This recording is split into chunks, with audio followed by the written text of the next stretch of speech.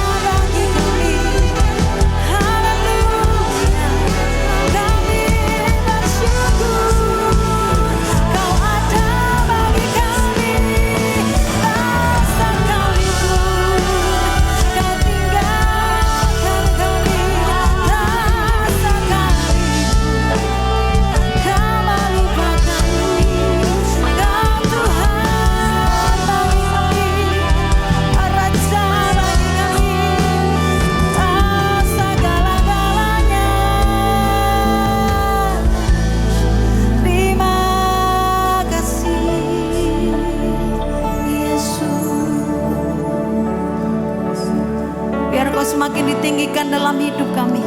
Kau semakin dimuliakan dalam hidup kami. Kau semakin diagungkan dalam setiap perbuatan kami. Tuhan, Kau melihat hati-hati pagi hari ini. Jamah dengan kasih yang baru. Jamah dengan kemurahan Tuhan yang baru. Kami perlu perkenanan Tuhan. Amin. Terima kasih Tuhan. Bangkitkan roh kami Tuhan, biar tidak padam. Roh kami menyala-nyala, dan api itu kembali menyambar hidup kami. Api daripada Roh Kudus, sehingga kami tidak suam-suam kuku lagi. Supaya kami tidak dimuntahkan. Kami akan kembali bertobat, kembali kepada kasih semula. Urapi kami semua supaya kami tidak bangga dengan segala kebaikan karunia pelayanan kami yang kami punyai Tuhan, yang sedang ada pada kami. Tapi kami mau tenggelamkan diri kami supaya kami punya buah roh. Karena tanpa buah roh semua karunia adalah kami bisa berbuat jahat. Karena dengan buah roh itulah Tuhan, dengan kasih kami akan melahirkan kebaikan demi kebaikan. Banyak Tuhan di akhir zaman seperti firman-Mu mengatakan, mereka yang bernubuat mengusir setan melakukan mujizat. Mereka yang mengenal Engkau tetapi Engkau berkata, nyala Engkau sekalian pembuat kejahatan. Bukan karunia yang menyelamatkan, bukan pelayanan yang menyelamatkan, tapi iman yang menghasilkan buah roh, dan salah satunya kasih dan kebaikan itu. Jikalau apa yang kami lakukan semuanya kelihatan baik, namun jikalau Tuhan, kami tidak pernah mengalahkan kejahatan dalam hati pikiran kami, maka segala kebaikan kami pasti punya motivasi yang tidak baik. Setiap hari kami selalu berpikir, kami berkata dalam hati kami, mau di rumah, di tengah jalan, di parkiran, makanan, selalu kami marah Tuhan. Oleh karena itu banyak lebih jahat dari hidup kami daripada kebaikan. Oleh karena itu kami ingin hari ini belajar firman Tuhan, menghidupkan roh kami kembali, supaya jiwa yang selalu menuntut nyaman, menuntut dilayani, yang menuntut terus haknya, supaya dikalahkan oleh roh itu yang memberikan hidupnya kepada Tuhan. Bukan sebagai hak, tetapi punya kewajiban sebagai hamba kebenaran yang sudah dibeli oleh darah Tuhan dan harganya lunas dibayar. Terima kasih Bapa, kami untuk berdoa untuk mereka yang sakit, punya pergumulan masalah persoalan tantangan, dan di akhir zaman mereka tetap teguh karena firman-Mu, dan Kau memberi kekuatan, kesembuhan dan pemulihan. Di dalam nama Tuhan Yesus kami sudah mengucap syukur dan berdoa. Haleluya. Amin. Amin.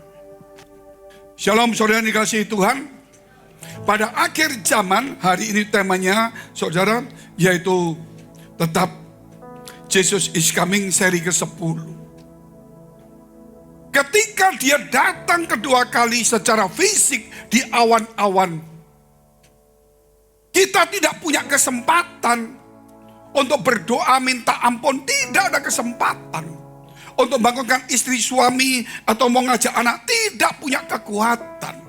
Karena pada saat dia datang di awan-awan secara fisik, maka detik pertama, 1 detik, orang yang mati, yang gak punya roh saudara, yang sudah mati, dia tidak mendengar, tidak melihat, namun dia terangkat saudara.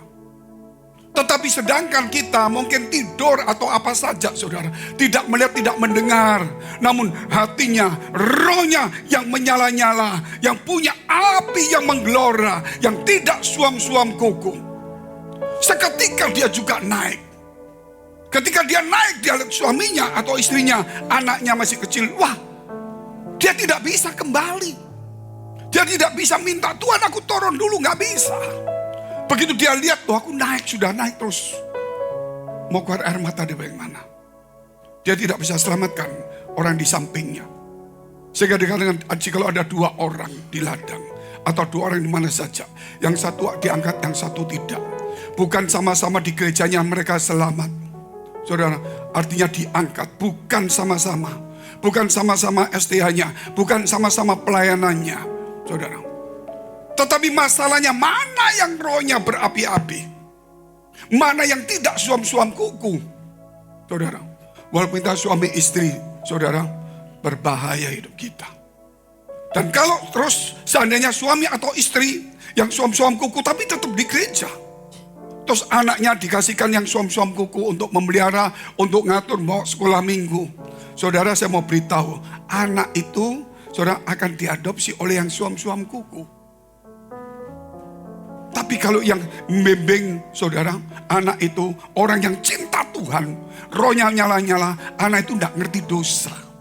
Dia tidak tahu mana benar salah. Di gereja mau diajari apa-apa, dia tetap terima. Yang penting senang mainan. Itu yang berbahaya. Maka anak itu kalau diadopsi atau dilayani ibunya atau bapaknya yang rohnya berapi-api, yang mendidik bukan hanya memanjakan, maka anak itu akan terangkat ikut. Ini sebuah kisah, saudara. Saya punya pembantu, mulai kecil dia ikut saya, laki-laki. Baik, akhirnya kemudian dia sudah tumbuh dewasa. Memang saya lebih tua dari dia. Orang yang setia, rajin, baik, saya anggap seperti keluarga. Gitu, saudara. Jadi saya banyak percaya kepada dia, ngatur semuanya. Suatu saat dia menikah. Tapi dia belum menikah, ngantar ke gereja, kadang-kadang ikut juga. Persekutuan ikut. Tapi nggak terus-terusan. Dia tidak mempermasalahkan kepercayaan. Karena dia, saudara, adalah hubungan yang baik. Dia menikah. Akhirnya menikah selesai. Suami istri mau ke gereja. Tapi lambat laun tidak mau. Suaminya, saudara, kalah sama istrinya. Orang baik. Kalau nggak jadi pemimpin yang baik di rumah, saudara, kebaikan itu akan hilang. Siapa yang dominan dalam rumah itu? Mungkin istri, mungkin suami. Tapi yang sebenarnya dominan adalah Kristus. Itu yang paling penting. Kemudian dia punya anak, saudara. Terpaksa anaknya masih kecil, lucu itu, saudara. Kalau sekolah minggu saya bawa. Saya bawa minggu, setelah sekolah minggu saya antar pulang, saya buka toko. Jadi selesai itu, setiap minggu saya bawa. Selama 2 tahun. Anak itu sekitar umur 2-4 tahun. Ya sekitar itulah, saudara.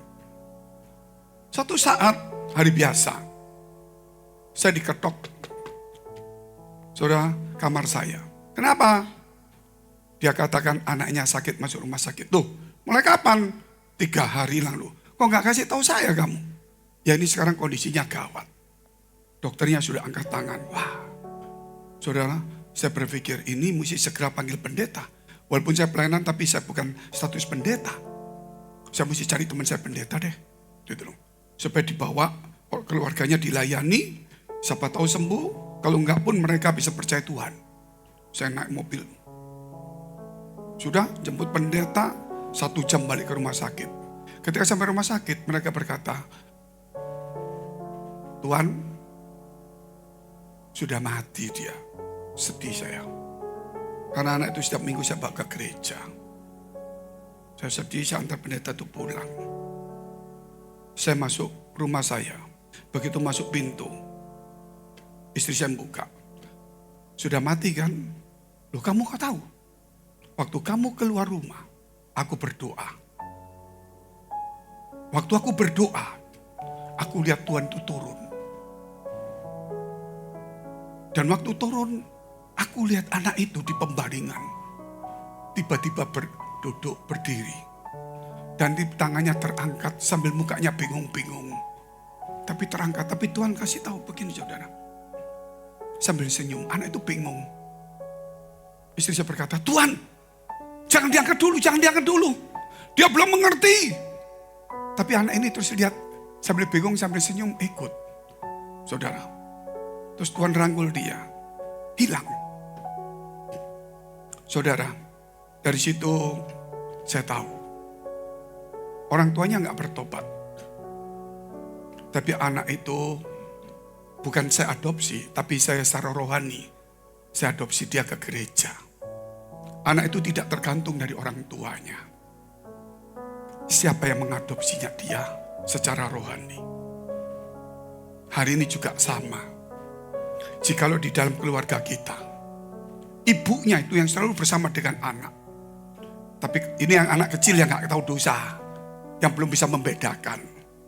Kalau ibunya, saudara, tidak rohani. Terus kumpul sama anaknya, papanya rohani pelayanan. Yang pengangkatan mungkin papanya, anaknya nggak diangkat. Loh, nggak dosa Pak, siapa yang bimbing dia? Sebaliknya kalau ibunya rohani, papanya manjakan ke sekolah minggu, diantar sekolah minggu. Tapi papanya rohnya padam, anak mau mainan-mainan, saudara. Karena rohnya padam, dia tidak mikir tentang utama Tuhan. Yang penting ke gereja, saudara. Gereja baik gak baik pokoknya datang aja. Anak mau ngerti gak ngerti pokoknya ikut. Karena rohnya padam. Maka ketika pengangkatan istrinya terangkat, anak dan suaminya tidak. Karena firman Allah berkata, jikalau dua orang ini, suami istri ini, saudara, menikah, kemudian punya anak. Maka, saudara, ketika ibunya ini yang percaya, maka anak ini sebelum dewasa akan diambil sama ibunya. Asal ibunya ke gereja. Jikalau suaminya ke gereja, istrinya nggak ke gereja karena beda keyakinan. Tapi anaknya, saudara, dibawa ke gereja. Gitu. Maka anak ini ikut papanya selama belum besar. Jadi selama belum besar, siapa walinya? Itu penting sekali. Kalau ibu-ibu di tempat ini, engkau nenek atau ya omanya, kalau engkau dekat sama cucumu, nomor satu, perbaiki rohani kita dulu. Supaya apa yang kita pelihara, apa yang kita layani, itu terangkat juga. Jangan sampai saudara, rohani kita padam. Padam, jangankan ngangkat. Tuhan pun muntahkan kita, suam-suam kuku. Tuhan muntahkan terus bagaimana? Artinya saudara sudah masuk, tapi dibuang. Sudah percaya, tidak terangkat. Suami yang baik, pelayanan di gereja, sebagai pelayan Tuhan khotbah di mana-mana, menikah dengan orang saudara Kristen atau tidak Kristen. Tapi dia tidak suka gereja, tapi terpaksa karena diberkati kan baptis. Tapi kelihatan tidak bisa. Suaminya menggebu-gebu, istrinya nggak ngerti. Suaminya orang yang baik, pengusahanya dia usaha sukses. Di gereja pelayanannya bagus, tapi di rumah dia bukan seorang pemimpin yang baik. Dia bukan seorang gembala di rumah tangga yang baik. Akhirnya dia tetap di gereja, nggak pelayanan, ikut istrinya. Bahkan kadang-kadang minggu dia kerja. Gereja cuma kewajiban. Luar biasa bukan? Karena orang yang baik, kalau bukan seorang pemimpin yang baik, perusahaannya hancur. Pemimpin yang baik, tapi kalau orang tidak baik, satu kejahatan. Gereja ini bukan mengajarkan saudara pemimpin yang baik. Gereja mengajarkan saudara adalah hamba kebenaran, menggembalakan keluarga saudara, komsel ataupun diri saudara sendiri. Saudara adalah gembala. Gembala yang baik yang tidak punya jadi pemimpin yang baik, saudara. Nilainya cuma 70. Orangnya baik, tapi tidak bisa mengatur semuanya. Dan kerap kali istri yang bukan gembala yang ngatur suaminya. Kalau seorang pemimpin yang baik jadi gembala, gembalanya nggak bagus. Pimpinannya bagus. Yang dikerjakan bagus. Semua senang. Saudara, acaranya bagus semua, rapi. Tapi yang kita masukkan di dalam hati kita, itu adalah jiwa kita yang dipuaskan. Gembala itu bukan bicara profesional. Gembala itu bicara tentang hati, sentuhannya. Pemimpin itu bicara tentang profesional. Maka sekarang banyak pemimpin gereja bukan gembala. Banyak gembala, tapi bukan pemimpin. Sehingga dia dipengaruhi oleh orang sekitarnya. Saudara, jadi baik itu penting. Tapi kalau saudara tidak menjadi pemimpin atau gembala yang baik, berbahaya. Saudara bukan pendeta seperti saya, tapi saudara adalah gembala untuk menggembalakan dirimu. Bukan digembalakan suami, istri atau yang lainnya. Bisa menggembalakan anakmu, orang yang di dekat sama engkau, walaupun gak harus khotbah. Gitu. Mungkin kau sama pemimpin yang bagus, menyediakan tempat untuk gereja, untuk pelayanan nyumbang. Tapi kalau kita tidak menggembalakan diri kita Kita punya karunia yang hebat pun tidak ada gunanya. Dikatakan walaupun aku mengusir setan, bernubuat, melakukan mujizat, kenal Tuhan. Tapi Tuhan ngomong, aku tidak kenal kamu. Loh, dia kenal. Karena Tuhan berkata, enyalah kamu sekalian pembuat kejahatan. Loh, kok bisa? Pemimpin yang baik punya karunia. Dia andalkan karunia yang dari Tuhan. Dia hanya bicara cuma tugasnya, pekerjaan Tuhan. Dia tidak pernah bicara tugasnya dia. Hati-hati saudara. Makanya gereja yang bagus kebanyakan pemimpin yang baik. Saudara, pemimpin yang baik. Maksudnya bagus dan saudara pasti nyaman. Karena jiwamu yang diberi kesenangan. Semua nyaman, bersih, rapi. Dan dia pasti ada profit sharing. Dia utamakan keuangan karena profesional. Saudara, tetapi kita bukan berarti anti pemimpin. Minimal kita punya jiwa gembala. Itu melebihi dari jiwa pemimpin kita. Bukan hanya gembala tidak bisa mimpin, tidak boleh. Pemimpin tidak bisa gembala, minimal gembala 70%. Kepemimpinan 60% nggak apa-apa. Yang dominan adalah firman Allah. Bukan emosional. Roh yang dihidupkan, bukan jiwa. Tetap dibikin gereja yang bagus supaya kita nyaman. Tapi tidak bisa lebih daripada itu. Karena dia bisa kalah dengan yang profesional. Tapi dia akan nyali pelan-pelan tapi gak bisa menang. Pelan-pelan. Gitu. Tapi dia bisa ngikuti. Tapi kalau roh, dia akan lebih hebat di hadapan Allah. Saudara, apa yang dipuji manusia dibenci oleh Tuhan. Yang profesional, yang hebat, pemimpin yang baik selalu dipuji. Saudara. Tapi yang gembala baik, dia tidak cari pujian. Namun dia harus diperlengkapi sebagai pemimpin. Saudara, inilah akhir zaman begitu luar biasa. Kita nggak bicara tentang aku diangkat atau tidak. Kalau kita tidak diangkat, siapa yang di dekat kita yang kita layani? Bagaimana bisa diangkat? Mungkin anak kita yang kita bawa pengaruh kita. Oleh sebab itu kita menentukan.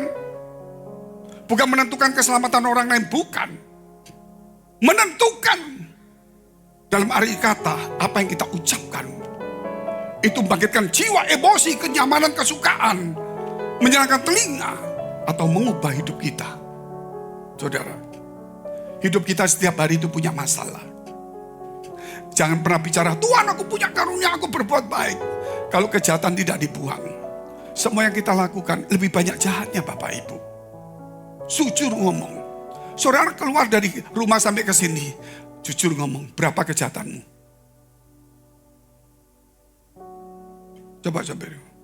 Mungkin saya buka pintu kunci kok gak ada.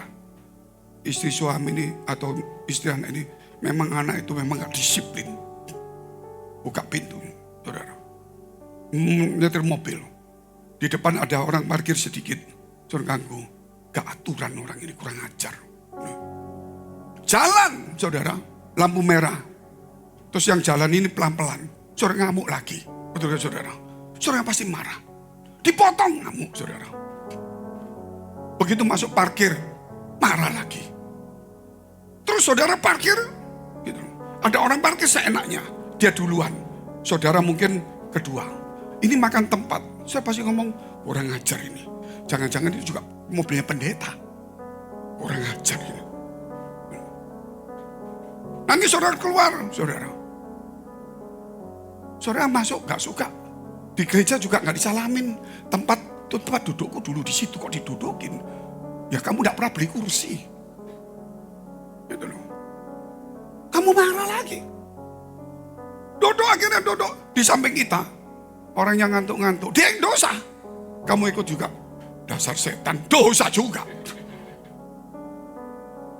Sungguhan saudara. Mau dengar firman juga sama. Dengar firman, Pak Pendeta itu rambutnya. Pak Pendeta itu ngomong banyak ayat. Dosa terus. Baiknya cuma waktu ngasih persembahan.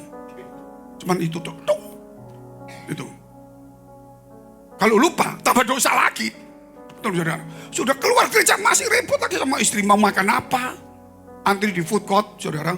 Dikasih makanan ini, lu kok dingin? Nasinya separuh, lu kok separuh? Kok gak banyak? Dikasih banyak. Waduh, nasinya mesti separuh bu. Soal kekenyangan. Gak ada puas. Kenapa gak puas? Jiwamu lebih hidup. Jiwamu nuntut kenyamanan. Jiwamu nuntut keenaan. Jiwamu nuntut pelayanan. Saudara, rohmu masih padam walaupun di gereja. Kalau rohmu lebih hidup, jiwa itu nuntut nyaman, mau yang enak. Tapi kamu tidak ingin dilayani. Kamu ingin melayani. Ketika parkir ada orang begini, saudara, waduh,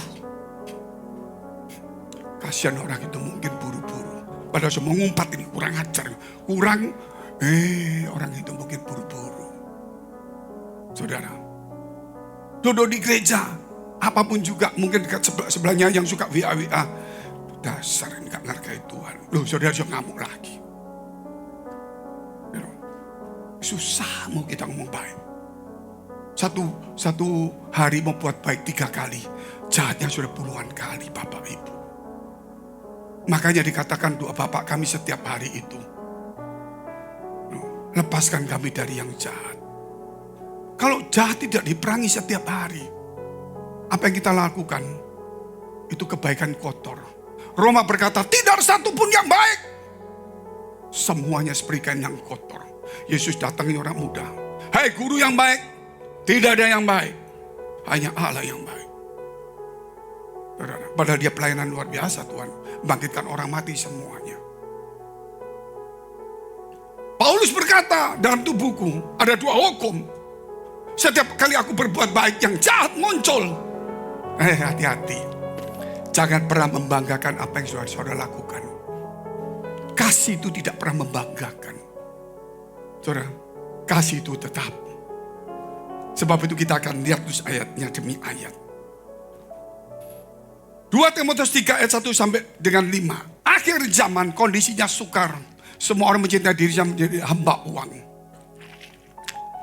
Kesukaran itulah yang membuat jiwa kita nuntut dan marah. Sehingga akhirnya ke gereja pun jiwa kita bergelora. Sehingga pendeta pun akhirnya saudara memberikan kenyamanan. Karena di mana-mana sukar. Sehingga khotbahnya saudara berkata, aman, kamu diberkati. Saudara, jiwanya yang marah dikasih firman. Firman bukan rohnya yang hidup, jiwanya. Aman, tenang ya. Dikasih semuanya. Bukan melawan dirinya. Saudara, coba lihat. Ketahuilah bahwa pada hari terakhir akan datang masa yang sukar. Masa yang sukar sudah pasti gak nyaman. Apa yang harus dilakukan? Roh yang harus hidup. Amin. Kita harus banyak, karena firman ini ngomong. Sukar aku hadepin, karena memang zamannya. Terus saudara, kita lihat. Manusia akan menjadi diri sendiri. Kiri kanan ego, kita juga ego. Kalau kita datengin orang ego, ada sudahlah. Memang sudah begitu. Makanya masuk ke gereja, dilatih untuk menyangkal diri kita. Karakter Kristus. Saudara, hamba uang. Mereka akan membuat menyombongkan diri. Datang, mah, minta duit mah. Untuk apa? Beli iPhone. Soal kiri kananku beli iPhone. Mamanya susah. Saudara, bukan penggunaan teleponnya yang baik. Saudara, sudah berbeda hidup kita. Bukan tujuan. Kasihan. Mereka akan membual dan menyombongkan diri. Mereka akan menjadi pemfitnah. Mereka akan berontak terhadap orang tua. Dan tidak tahu berterima kasih. Tidak mempeduli akan agama. Pokok ke gereja cukup. Saudara, kita terus. Tidak tahu mengasihi, tidak mau berdamai, suka menjelekkan orang. Tidak dapat mengekang diri, garang, tidak suka yang baik. Itu di akhir zaman. Suka mengkhianat. Kenapa orang mengkhianat? Karena dia punya kekuatan, dia punya kemampuan. Orang yang berontak itu pasti dia punya kekuatan. Pasti punya kemampuan.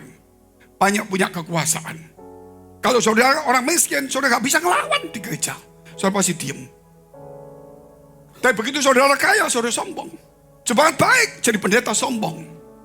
Kok bisa begitu Pak? Jelas. Karena jiwa kita yang menguasai. Jiwa. Ya, kenapa? Yang menguasai uang, kedudukan, pujian semua. Sehingga kamu berubah oleh karena pujian, karena uang ada kesusahan. Bukan dirubah oleh firman Allah. Ketika kita diberkati menjadi sibuk sombong. Ketika kita turun kecewa. Saudara, dia bisa bersyukur. Jujur ngomong, 99% semua Kristen, masih Kristen baik, tapi jiwanya lebih dominan. Saudara, lebih dominan. Saudara, percuma datang di gereja kalau hanya cuma percaya. Memang kita diselamatkan bukan oleh perbuatan baik, tapi oleh iman. Namun iman menghasilkan buah roh. Dan buah roh itu salah satunya kasih dan kebaikan. Itu saudara harus tahu. Terus kita lihat. Secara lahiriah mereka menjalankan ibadah mereka. Tetapi pada hakikatnya mereka memungkiri kekuatannya. Jauhlah mereka itu. Itu penting saudara. Makanya yang pertama saudara, kita bicara jangan padamkan roh. Itu penting. Loh Pak, Tuhan kan kasih kepada kita roh. Kan dia maha kuasa, maha besar, mampu dia. Saudara bicara kemampuan kuasa Allah. Engkau tidak pernah bicara tugas kita hari ini. Selalu serahkan kepada Tuhan aja. Dia mampu, dia kuasa, dia maha hebat, maha murah. Pasti ngampuni saya terus. Tugasmu bisa ngampuni enggak? Tugasmu bisa berbuat baik enggak? Itu kesalahan, saudara. Jangan padamkan roh. Kita lihat 1 Tesalonika 5 ayat 19. Janganlah padamkan roh. Firman. Tuhan yang kasih roh. Masa dia gak bisa jaga nyala Pak? Dia mampu. Tapi ingat. Kita jangan padamkan. Jangan bicara tugasnya pekerjaan Tuhan. Tugasmu jangan padamkan roh yang sudah ada ditaruh kepada kita. Yang pertama kita percaya Tuhan, kita mengejar terus, mau dihargai, mau jam berapa, mau apa, masih cari gereja terus. Mari cari gereja, mau itu ada namanya kaum ibu-ibu, kita masih datang juga. Orang bahasa roh kita nggak ngerti, kita ikut-ikutan lama-lama Sunday, maksudnya kok lama minggunya. Saudara masih itu, haus terus, nggak peduli. Tapi setelah ngerti firman melayani, saudara, bukan dosa terhadap manusia. Marah, benci, sakit hati, fitnah orang atau nyakitin orang. Itu bisa, urusan cara manusia. Tetapi kita salah sama Tuhan. Datang di gereja. Sudah 10 tahun aku di gereja. Aku setia disiplin. Saudara. 10 tahun lebih. Nyumbang banyak mungkin.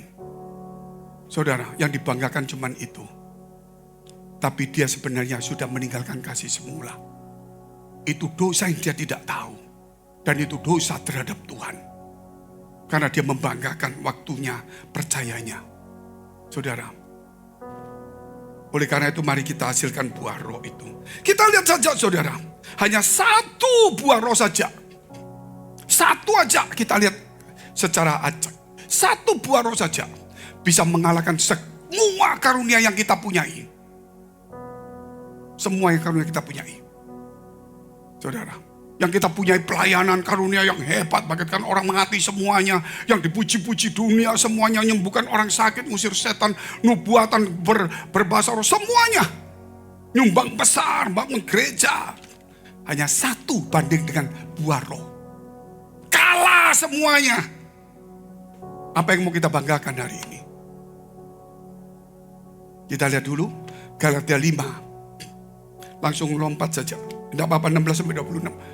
Sampai 22-23. Saya mau ajak saudara untuk lihat daging dan roh di akhir zaman ini perang terus. Maksudku ialah hiduplah oleh roh. Maka kamu tidak menuruti keinginan daging, jiwa menuntut enak terus. 17. Sebab keinginan daging berlawanan dengan keinginan roh. Keinginan roh berlawanan dengan keinginan daging. Karena keduanya bertentangan sehingga kamu setiap kali tidak melakukan apa yang kamu kehendaki. Aku mau ke gereja besok. Besok bisa tertunda. Aku nanti malam mau ini. Bisa tertunda. Lebih baik lakukan, saudara. Itu gak gampang. Bukan hanya mengatakan. Terus. Akan tetapi jikalau kamu memberi dirimu dipimpin oleh roh. Bukan daging jiwa. Maka kamu tidak hidup di bawah hukum Taurat. Bukan Farisi lagi. Terus. Perbuatan daging telah nyata, yaitu percabulan, kecemaran, dan hawa nafsu. Penyembahan berhala, sihir, perseteruan, perselisihan, iri hati, amarah, kepentingan diri sendiri. Percitraan, roh pemecah. 21. kedengkian, kemabukan, pesta pora dan sebagainya. Terhadap semuanya itu kuperingatkan kamu, seperti yang telah kubuat dahulu, bahwa barang siapa melakukan hal yang demikian, ia tidak akan mendapat bagian dalam kerajaan Allah.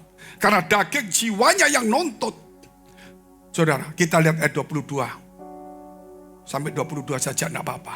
Tetapi buah roh ialah kasih, sukacita. Cukup satu aja saya ambil. Bawahnya ada kebaikan. Kita ngomong kasih aja dulu, nggak usah semua. Satu saja buah roh yang kita hasilkan dalam hidup kita. Dibandingkan dengan orang yang punya pelayanan karunia, pendeta besar, jemaat besar, yang begitu hebat. Kita lihat dulu. 1 Korintus 13 ayat 1 sampai dengan 4. Perbandingan bukan dari saya, dari firman. Sekalipun aku dapat berkata-kata dengan semua bahasa manusia, Google kalah. Google Translate kalah, saudara. Ada yang bisa ngalahkan Google Translate. Translate itu. Seorang pastor yang 100 tahun yang lalu meninggal. Dia bisa menguasai 67 bahasa. Sempurna. Bahasa Indonesia, pokoknya dia bahasa daerah, dialek ini, dia bisa menguasai semua. Orang sampai sekarang ditulis sejarah hebat. Ini baru itu. Dan bahasa malaikat berarti roh.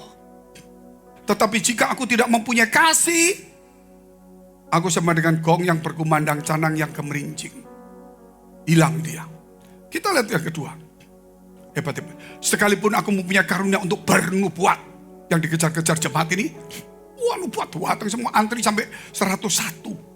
Luar biasa. Tunggu 101 hanya demi nubuatan. Dengar firman 45 menit tidurnya cepat, saudara.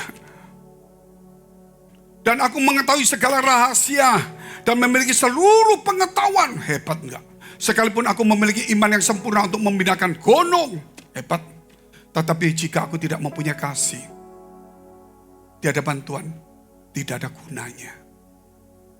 Memang berguna bagi orang, dipuji orang, bagi Tuhan tidak ada gunanya. Yang kamu lakukan, dibaliknya semua pasti kejahatan.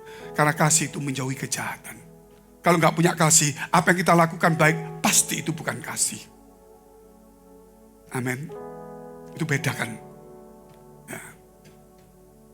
Terus, dan sekalipun aku membagi-bagikan segala sesuatu yang ada padaku, bahkan menyerahkan tubuhku untuk dibakar. Tetapi jika aku tidak mempunyai kasih, sedikit pun tidak ada faedahnya bagiku. Luar biasa enggak? Enggak ada gunanya. Sebab itu saudara, kita lihat jiwa itu paling penting dalam hidup kita. Saudara, untuk apa saudara? Untuk supaya kita itu menjadi egois.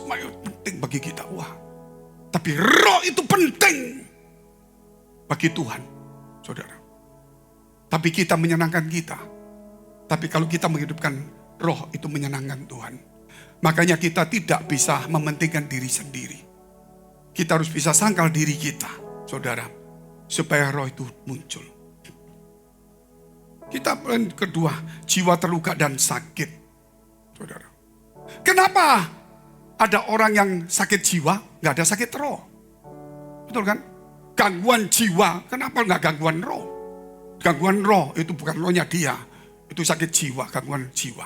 Makanya kelihatan setan-setan tidak karuan semuanya.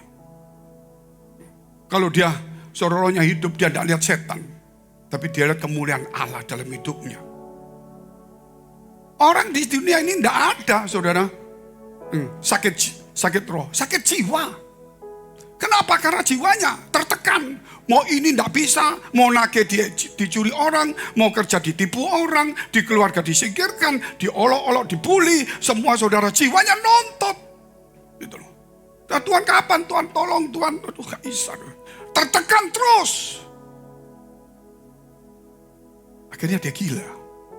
Karena jiwanya nuntut. Nuntut haknya. Tapi kalau rohnya yang hidup, seperti Ayub, dia habis anaknya, usahanya, badannya sakit. Istrinya bilang, kok gini loh kamu dapat? Kutuki Tuhanmu. Jiwanya marah. Tapi dia bisa, dia sakit. Daud juga, Ayub itu juga pasti marah. Tapi dia bilang begini, engkau gila. Masa kita mau terima yang baik dari Tuhan? yang gak baik mau diterima, gak diterima. Padahal dia sakit, terluka, sakit sekali. Tapi dia bisa mengcover.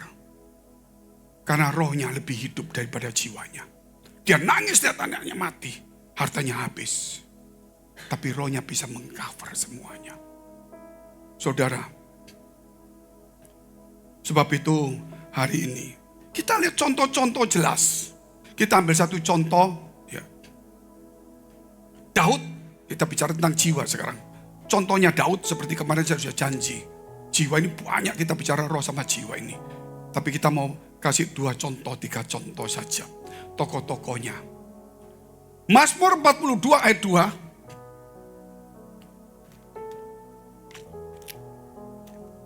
Jiwaku haus kepada Allah. Kepada Allah yang hidup, bilakah aku boleh datang melihat Allah? Kenapa jiwanya haus kepada Allah? Dia dikejar-kejar. Dia dinubuatkan jadi pemimpin. Dia ngalahkan Goliat, dipuji-puji semuanya. Saul jadi raja, ngasihkan anaknya. Tapi lihat Daud hebat. Saul ini dipilih Tuhan juga. Iri, dia ingin membunuh. Roh Allah meninggalkan dia. Padahal orang hebat ini. Di gereja saudara mau menyingkirkan orang. Oh, ini sainganku, tak singkirkan ini. Roh Allah meninggalkan dia. Padahal orang yang dipilih Tuhan. Tapi Daud waktu dia tidak ngomong, Tuhan aku dipilih kok gini. Bikin dia mati. Enggak. Dia masih menghibur. Dia dikejar-kejar sampai tidur di gua. Saudara. Sampai dia pura-pura jadi orang gila. Wih, gak ada. Aku dikejar sama Saul begitu banyak pasukan. Mau kemana? Masuk Filistin aja. Filistin musuhi aku. Karena aku pernah membunuh semuanya. Pura-pura gila aja. Dia tidak gila beneran. Kalau kita kan gila-gilaan. Dia pura-pura gila. Bukan gila. Dia menderita. Rohnya masih mengcover. Maka dia berkata, hai jiwaku haus kepada Allah. Karena jiwanya gak haus. Jiwanya kenapa? Nuntut. Tapi rohnya mengcover.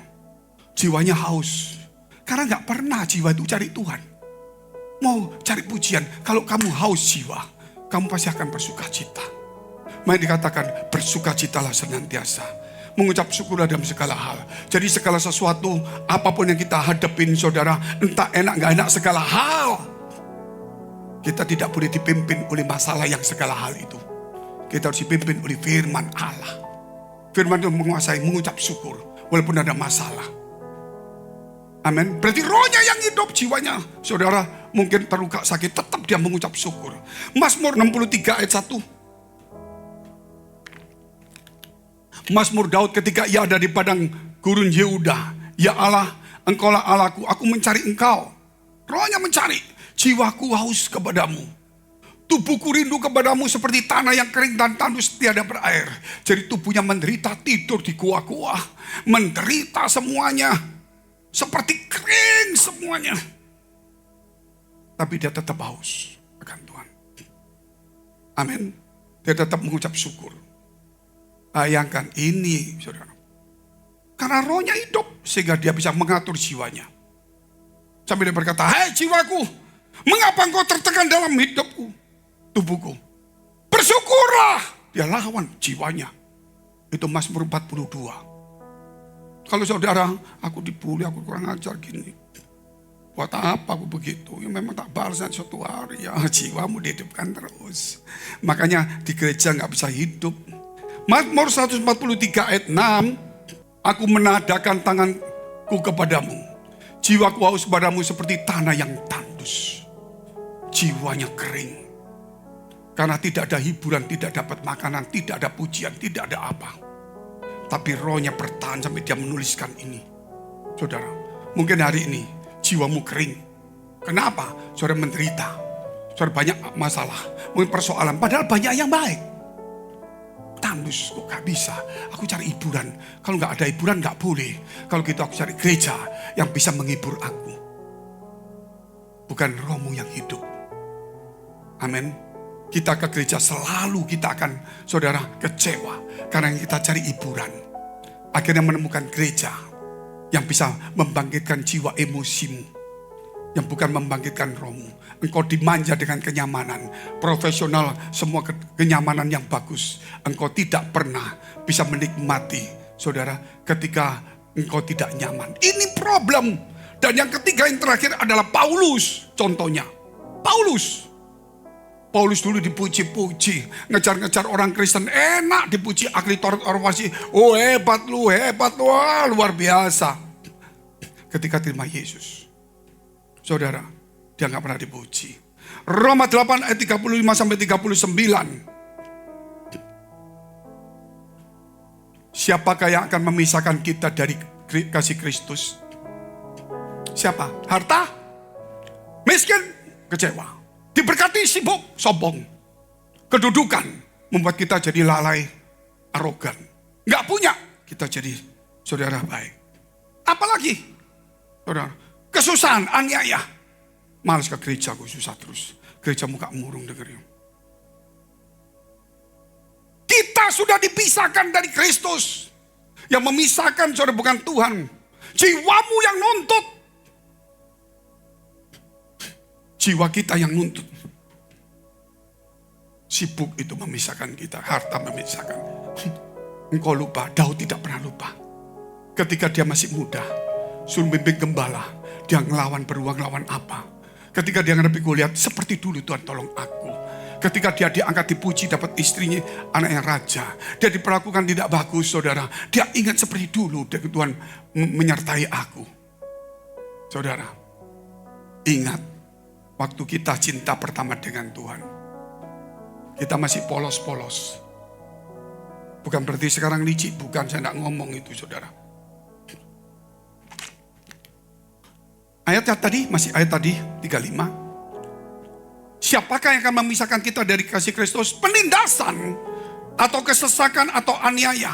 Kelaparan, ketelanjangan atau bahaya atau pedang. Dia dikejar-kejar. Seluruh rasul-rasul dikejar-kejar. Lari-lari sembunyi. Saudara, kadang ditelanjangi, kadang dipukul. Kadang menderita. Kelaparan. Khotbah di satu tempat orang yang kenal semua dikeroyok lari lagi. Tapi dia tidak pernah kecewa. Secara fisik dia sakit ikut Tuhan. Tapi rohnya dia bangkit terus. Dia tidak pernah mengeluh. Di tengah-tengah penderitaan. Kalau saudara dikuasai jiwamu, setiap hari mengeluh terus. Tapi kalau rohmu yang mengcover, engkau seperti seorang ibu. Walaupun capek-capek, engkau akan tetap mengasihi anakmu yang masih bayi. Amin. Karena dikuasai kasih itu. 36. Seperti ada tertulis, oleh karena engkau, kami dalam bahaya maut sepanjang hari. Kami telah dianggap sebagai domba-domba sembelihan mau dibunuh-bunuh. Dulu dia bunuh orang, sekarang mau dibunuh. 37. Secara fisik dia mendingan pindah. Aku dulu udah ikut Tuhan, kaya enak, semua muji aku sembarangan boleh. Sekarang ikut Tuhan kok tambah susah. Nah, tetapi dalam semuanya itu kita lebih daripada orang-orang yang menang.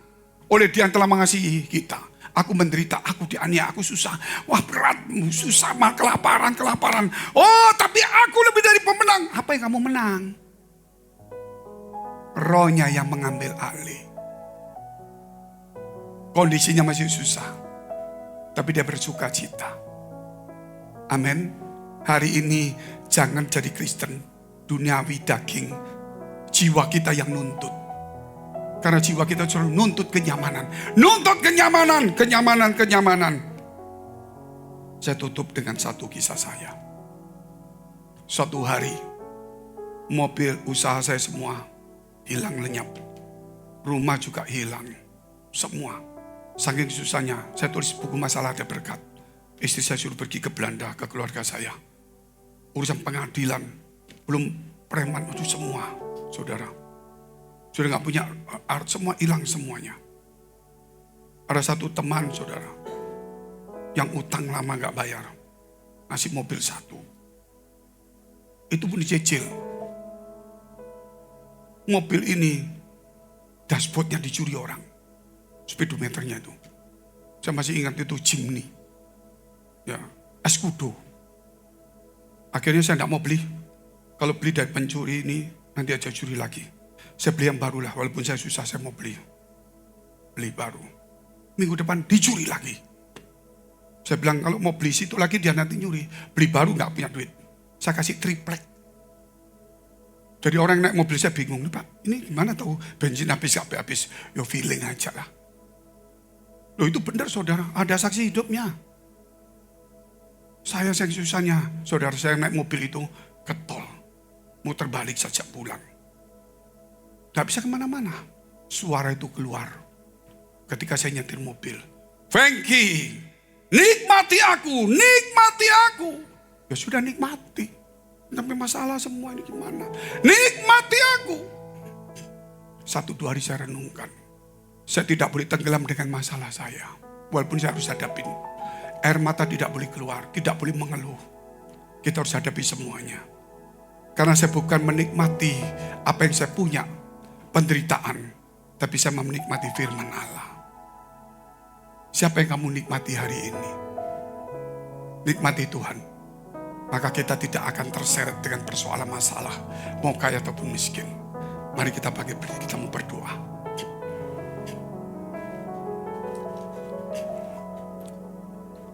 Kami mengucap syukur kepada Tuhan hari ini. Di tengah-tengah kesukaran, biar roh kami tetap hidup. Kami ingin menikmati Tuhan. Kami tahu kisah-kisah semua. Siapakah yang bisa memisahkan aku dengan Tuhan? Bukan kemiskinan, bukan pedang, bukan kelaparan, bukan aniaya. Itu tidak masalah.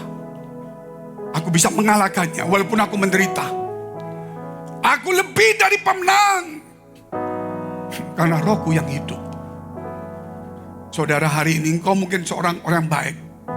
Tapi jika engkau bukan pemimpin yang baik, perusahaanmu akan sulit. Jika engkau orang baik, pemimpin yang baik. Tapi kalau engkau bukan seorang gembala yang baik, engkau tidak bisa menuntun keluargamu kepada Tuhan. Sebab itu setiap orang bukan gembala di gereja. Tapi dia ada gembala rumah tangga menggembalakan dirinya sendiri. Dan kau harus menjadi orang yang baik. Gembala yang baik, pasti baik. Tapi satu tambahin, kepemimpinan yang baik. Supaya kita bisa memimpin orang dengan baik. Walaupun tidak 100% yang lain. Tapi penggembalakan itu membangun rohnya. Pemimpin yang bangun itu membangun jaringan dan network dan programnya. Sekarang kita lebih banyak ke arah pemimpin yang baik. Belum tentu orang yang baik. Pemimpin yang baik belum tentu gembala yang baik. Karena dia cuma menyamankan jiwa kita. Menyukakan kita di gereja. Menonton kita cuma di gereja. Bukan kepada Tuhan. Jiwa kita hanya dikenyangkan. Dibuat emosi. Ingat. Ketika dia datang secara fisik tidak lama lagi. Kita tidak punya kesempatan 1 detik pun. Untuk bangunkan, untuk membuat berdoa dan semuanya. Anakmu siapapun yang kau cintai. Siapa yang kau diadopsi oleh siapa. Jika kau cinta Tuhan sungguh-sungguh. Orang sekeliling itu harus kau rangkul, kau layani. Terutama anakmu dan keluargamu. Saudara, jangan kita dipimpin oleh orang yang bisa memimpin tapi tidak punya gembala yang baik.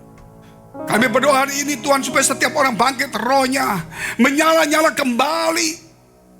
Kau kuatkan setiap kami di dalam nama Yesus. Supaya kami belajar mengucap syukur dalam segala hal. Supaya kami bersuka cita Tuhan. Buatlah hari ini. Supaya kami mengalahkan segala kejahatan dalam hati kami. Kami tidak pernah bangga dengan karunia yang kami hebat. Kekayaan kami yang kami punya. Kami rindu buah roh. Walaupun satu saja. Kasih. Dia mengalahkan segala yang kami punya. Tuhan memberkati umat-Mu di tempat ini.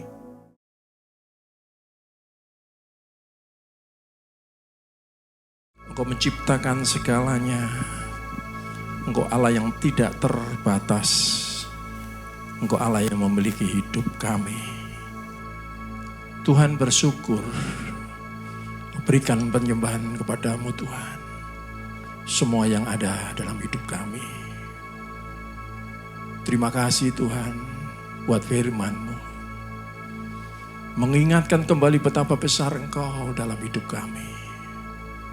Doksasu, kami mau berbagi, kami mau memberitakan ke semua orang yang kami jumpai bahwa Engkau terlampau besar, Engkau Allah. Engkau yang memberikan karunia buat setiap kami sehingga kami boleh diselamatkan oleh karya-karya-Mu. Sebentar kami mau menerima tubuh dan darah Yesus. Biarlah boleh mengingat kembali kepada setiap kami. bahwa pengorbananmu, kematian, kebangkitanmu, sehingga kami boleh dibenarkan dan memperoleh pengharapan atas surga yang mulia. Sucikan, kuduskan, layakkan setiap kami untuk boleh terima tubuh dan darah Yesus. Mari saudara angkat roti di atas kepala saudara. Saya akan bacakan firman Tuhan dan kita akan makan bersama dan minum bersama. Sebab apa yang telah kuteruskan kepadamu telah aku terima dari Tuhan, yaitu bahwa Tuhan Yesus pada malam waktu ia diserahkan, yang mengambil roti dan sesudah itu ia mengucap syukur atasnya, ia memecahkannya dan berkata, inilah tubuhku yang diserahkan bagi kamu. Perbuatlah ini menjadi peringatan akan aku. Bukankah roti yang kita pecah-pecahkan adalah persekutuan dengan tubuh Kristus? Amin. Dalam nama Yesus.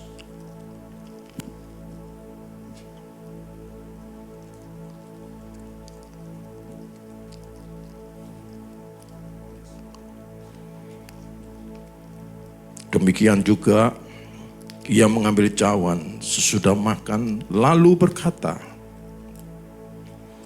cawan ini adalah perjanjian baru yang dimateraikan oleh darahku.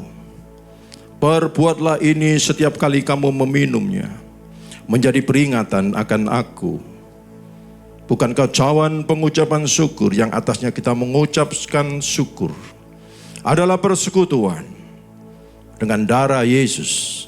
Amin. Dalam nama Yesus. Katakan terima kasih kepada Tuhanmu yang terlampau sangat baik. Haleluya. Katakan aku bersyukur Tuhan. Katakan aku menyembahmu Tuhan. Aku meninggikan namamu. Aku memuliakan namamu Tuhan. Oh haleluya. Haleluya.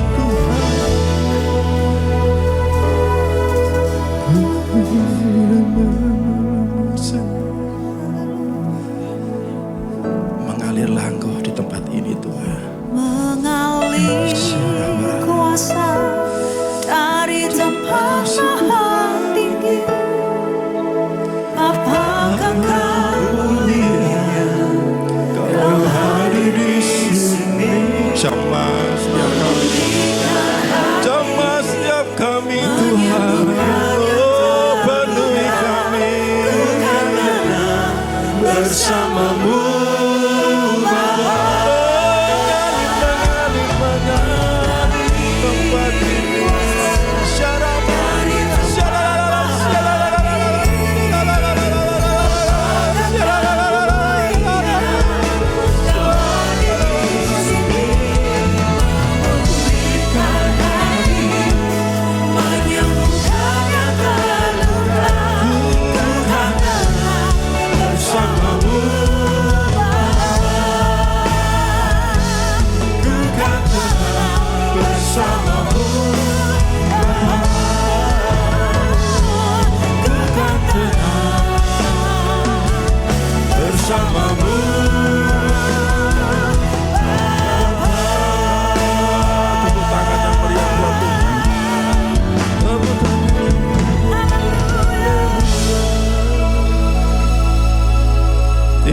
penyembahan kami, pujian kami biarlah menjadi dupa yang harum di hadapan Tuhan.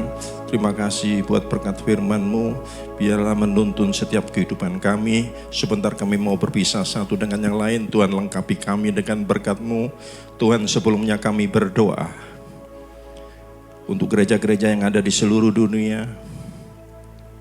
Bagi para hamba Tuhan sampai kepada semua jemaatnya, kiranya Tuhan memberkati mereka semuanya, supaya mereka menjadi berkat dan berdampak. Sehingga gereja di seluruh dunia dipenuhi oleh jemaat yang mencari Tuhan dengan tulus dan takut akan Tuhan. Buat semua hamba Tuhan dan gereja bersatu, rukun dan tidak terpecah-pecah. Supaya dunia percaya Yesus adalah Tuhan bagi kemuliaan Allah Bapa di surga. Demikian gereja base yang Tuhan sudah percayakan kepada setiap kami. Tuhan, kami juga berdoa untuk persembahan dari jemaat dan umat-Mu, kiranya menjadi dupa yang harum di hadapan Tuhan. Dan biarlah persembahan ini berkenan kepada Tuhan sebagaimana persembahan Habel. Tuhan, berikan kemurahan-Mu, balas kebalikan mereka Tuhan, dan kerelaan hati jemaat-Mu. Jaga, lindungi mereka, pelihara mereka, beserta keluarga, pekerjaan, dan kesehatan mereka. Mari saudara dekapkan tangan di dada, kita mau terima berkat Tuhan. Jagalah hatimu dengan segala kewaspadaan, karena dari sanalah terpancar kehidupan. Jemaat yang dikasihi Tuhan, pulanglah. Jadilah berkat, dan terimalah berkat rahmat anugerah dari Allah Bapa di surga. Di dalam putra tunggalnya Yesus Kristus yang telah mati bagi dosa kita dan bangkit pada hari yang ketiga, sehingga kita menyembah Tuhan Allah yang hidup, dan iman kita bukan kepada Tuhan yang mati. Dia naik ke surga, menyediakan rumah bagi kita, sehingga kita punya pengharapan yang pasti. Dia akan datang kembali untuk kedua kalinya, menjemput gereja dan umatnya yang berjaga-jaga, kudus, dewasa, bijaksana, serta menghakimi dunia. Dan di dalam persekutuannya dengan Roh-Nya yang kudus, yang membuat hati kita berkobar-kobar, roh kita menyala-nyala di dalam kasih semula. Roh Kudus yang menghibur, menguatkan, memelihara, menginsapkan, menuntun dan memimpin kita kepada kebenaran dan kekudusan, serta menjadi saksi Kristus mulai hari ini sampai selama-lamanya. Kita tutup dengan doa Bapa kami bersama-sama. Bapa kami yang ada di dalam surga, dikuduskanlah nama-Mu.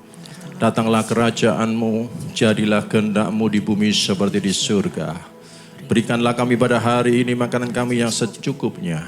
Dan ampunilah kami akan kesalahan kami seperti kami juga mengampuni orang yang bersalah kepada kami.